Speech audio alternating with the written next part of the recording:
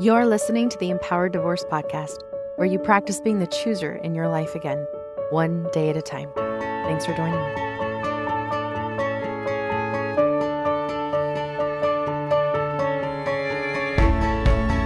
Hello, my amazing listeners. I wanted to add this. I think I'm going to do a bonus episode around this. I'm not quite sure where this will fall in. I'm recording this right after my conversation with Jenny around financial planning, that whole conversation around money. And it was so hard for my brain to not want to go to the psychological and emotional side of some of the principles that she was sharing. The first three principles that she shared with you is what I want to talk about today, but around more of that psychological, emotional side and how these can actually help you in your healing when you understand how your human brain is oftentimes working against you and how your experience with trauma and abuse and divorce can really be relatable to these principles. So first, and I know she shared a lot, so I'm going to repeat these for you, but the first three money principles that she was talking about really stood out to me. The first one was the more is better rule. Remember this one? Our brain is wired to want more. Number two, the now is better than later rule. And then number three, resources are limited and we have to make trade-offs. So first, really quickly, just the psychological piece behind the more is better rule and what that psychological and emotional driver is around this. More is better often mentally taps into this psychological bias known as loss aversion, where the pain of losing something is more intense than the pleasure of gaining it. And so humans are wired to seek security and abundance as a form of protection against that very primitive feeling of scarcity. As we evolve and acquire more resources, again, very primitively speaking, the more resources we've acquired, the more tribe members we've acquired, the better the odds are of us surviving. So this more is better runs deep. It's very deeply rooted. Then the emotional aspect under that I see in this, and I'm sure there's more to it, but this is just what came up for me, is that this mindset often ties to the feelings of inadequacy or fear of not having enough or being enough, which can lead to over accumulation, right? Anxiety around that scarcity. This can relate to the dopamine driven reward system that is very natural in our human brains, right? Each time we acquire, each time we accumulate something more, boom, our brain releases that dopamine and it gives us this feel good sensation, which reinforces that behavior. Now, where I see this more is better rule apply to your healing journey, and where my brain was really going with this, where I can relate to this is with betrayal, it's really easy to fall into this feeling less than. Like, if only I'd been more, done more, tried more, and just plug in whatever that is for you personally. If I could have done more, then maybe things would have turned out differently and I wouldn't be in this situation. The situation that many of you, I think, can relate to is that scarcity, that not feeling safe, almost like you just got kicked out of the tribe. Again, if we bring this back very primitively speaking, right? So when we get trapped in this mindset thinking that we need to be all or be it all to have the marriage that we thought we had or the relationship that we thought we wanted, it's again like the financial mentality of wanting it all, more is better, but applied to our worth in our relationships. So the pressure of being everything leaves us feeling like we're never enough and always lacking because we think that we could have been more or done more, right? So the healing shift here is believing that you are enough just as you are, that you don't have to keep proving your worth or your value, that you don't have to keep performing or trying to earn love or security, because that only comes from within. It's recognizing this wholeness, and that this wholeness comes from within, and that you already are complete. The answer isn't being more for somebody else. It's embracing that you're already enough without needing to change or compromise your values or who you are. Now, the second one, that second principle, now is better than later.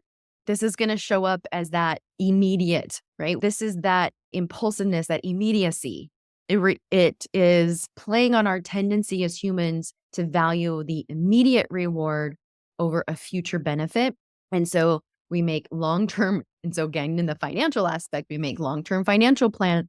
And in the money aspect of it, like Jenny was talking about, it really makes that long-term financial planning really challenging. This kind of bias is so connected. At least me personally, I see this very connected to the limbic system, the emotional brain, right? The brain's emotional center. And so it's going to override that prefrontal cortex. That immediate reward is so within reach and I need to have it. And the emotional undertone of this is instant gratification. It gives us this sense of control. It gives us a sense of comfort, and it's a coping mechanism. Now, I just have to say this. I should have said this in the beginning. Like, none of this is wrong. When I'm talking about the psychological aspect, the emotional aspect, there's zero judgment here. This is strictly being aware of how your human makeup is.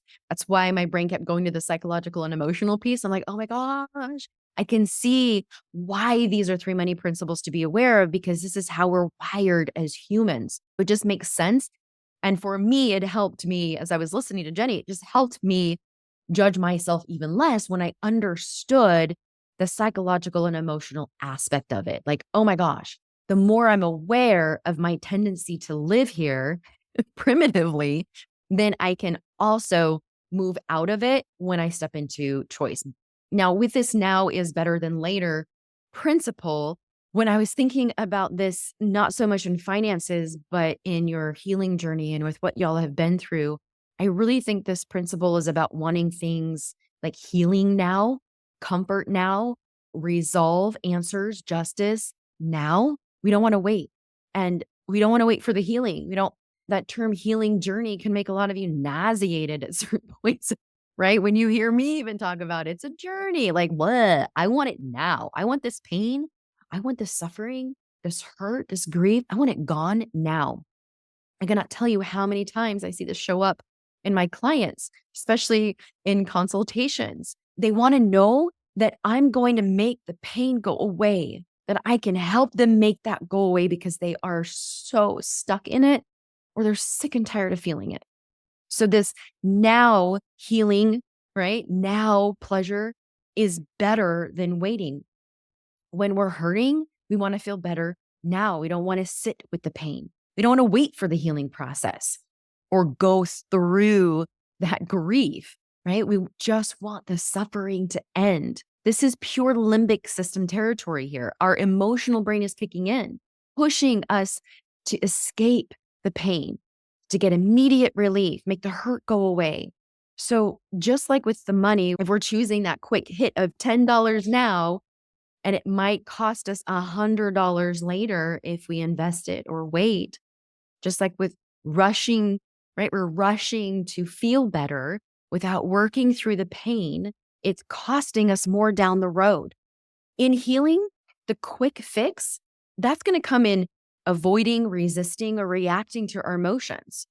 But these are only giving temporary relief. The real reward and real healing comes with slowing it down and allowing ourselves to feel in our bodies what's coming up, making space for the pain, literally making space in your body, in your throat, in your chest, around your heart, in your gut, allowing it to be there without judgment, without shame or blame. When we fully allow ourselves to feel our emotions and process them, we build more self-insight, compassion, connection, trust.